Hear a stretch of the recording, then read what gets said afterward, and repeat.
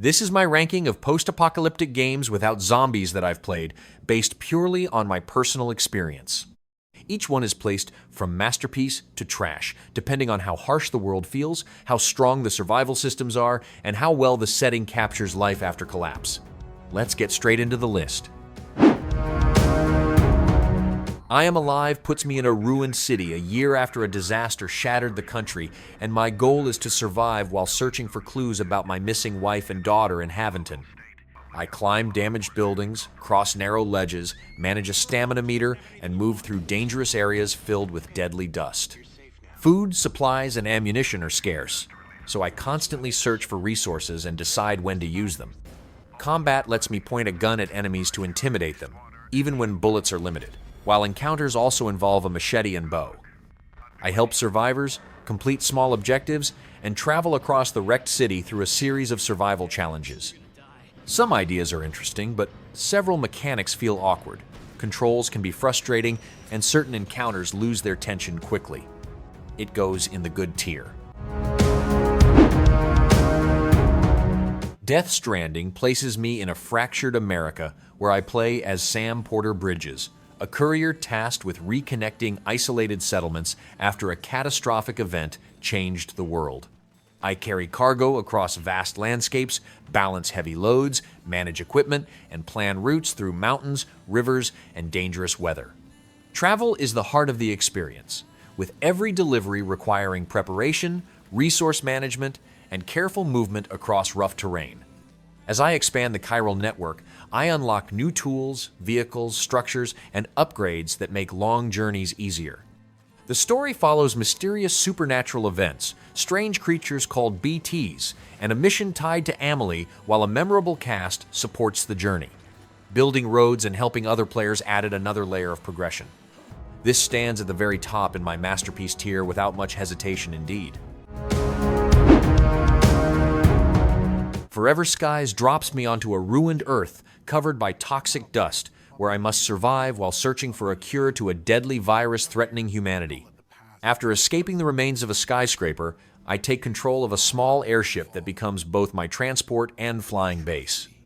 I gather resources from abandoned structures, research new technologies, craft equipment, and expand the airship into a larger mobile laboratory. Managing hunger, thirst, energy, and supplies is a constant part of progression as I travel between points of interest high above the poisoned world.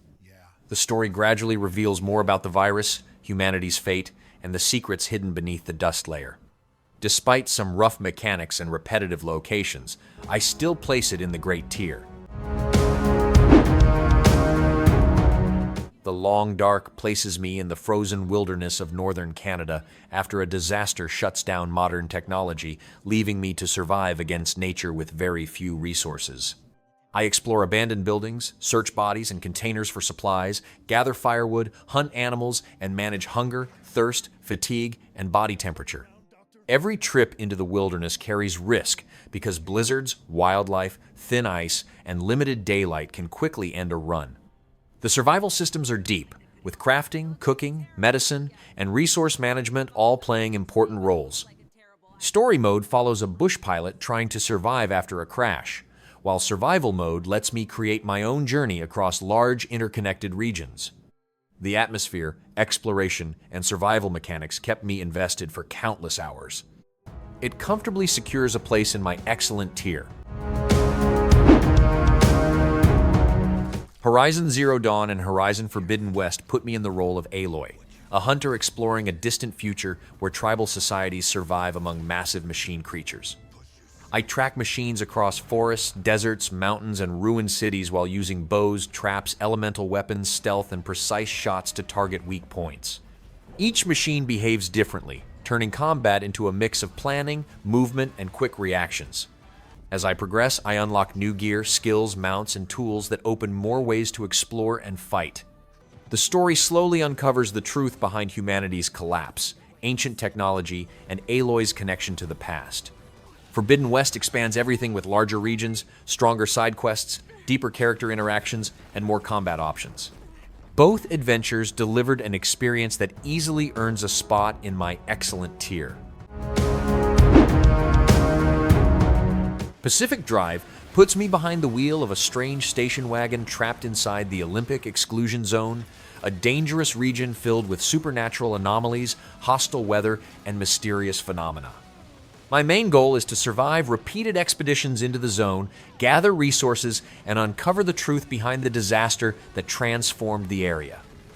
Every journey revolves around driving, scavenging, crafting, and maintaining my vehicle, which acts as both transportation and lifeline.